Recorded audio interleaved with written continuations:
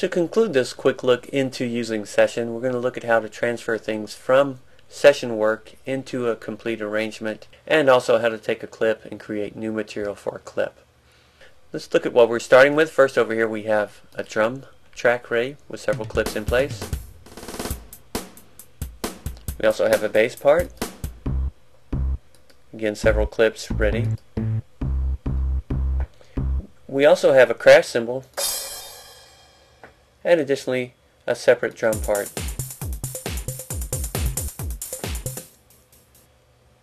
So we'll stop now. I'm going back to the beginning, and if you want to follow along, now's the time to load up this file called Session to Arrange. Now let's come back over here, and you'll see that everything's normal. The way that we're going to get this into an arrangement is by activating the global record button right up here at the top. Again, simply clicking on that activates it. Now notice that no playback has begun. It's ready to capture what we might play, but it hasn't started yet. We can start by either launching the play button, a clip launch, or a scene launch. And I'm going to begin over here with a scene 1 launch. Here we go. And now to scene 2. You can see all this is being captured up here. Now launching scene 3.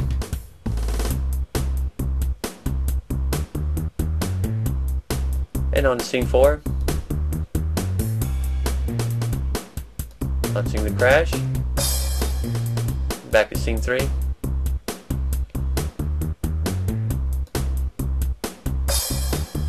And stopping.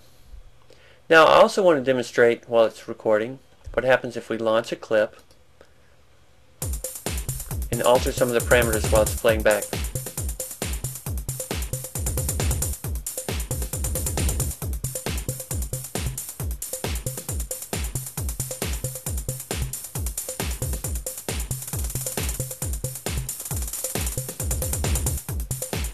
And stopping.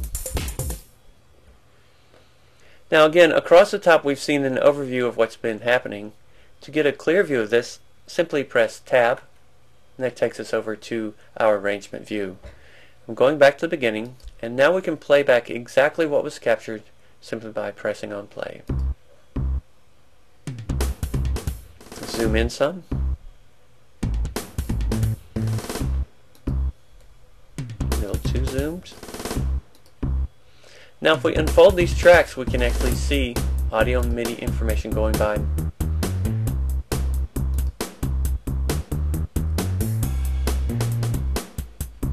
Comes a crash.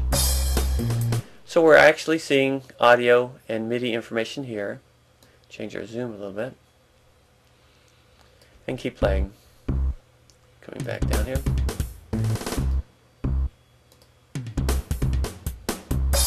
Here's our ending.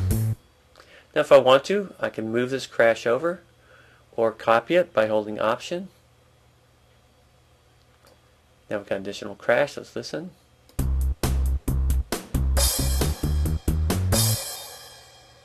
And now that makes a better ending. We can also mark sections and copy those or simply delete them. I can simply move these down. It replaces what was there, and now it's no longer there. Again, if you hold Option while you do that, it'll copy it over, and if I press my delete key, it's gone. So we can alter our arrangement in any way we might choose once we're over here in arrangement view. But let's come down here to the end now where we started that drum part. And let's follow along, folding up the other tracks. So you can see all this additional MIDI information has been created. We can capture all this as an audio file and we're fine. Let's listen again. Coming back down to where the drum part starts by clicking and holding. Just jump on down here and playing.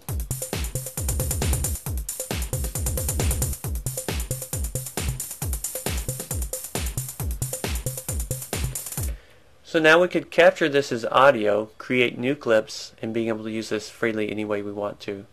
This is also useful in terms of if we're back here in session view, We have any MIDI effects we might want to use on a track. We could also be changing these live and capturing the results of that and creating new audio material. So you saw me altering simply the beat repeat. We have other parameters here. We could also pull in other effects. It's a very powerful way of creating new clips, new loops, new audio material. So that's the two primary ways we want to think about working from session into arrange. First is actually creating a song structure, and the other is working with a single clip, creating new material. Alright, that concludes our first look into Session View and understanding some of the working principles within Ableton Live 7.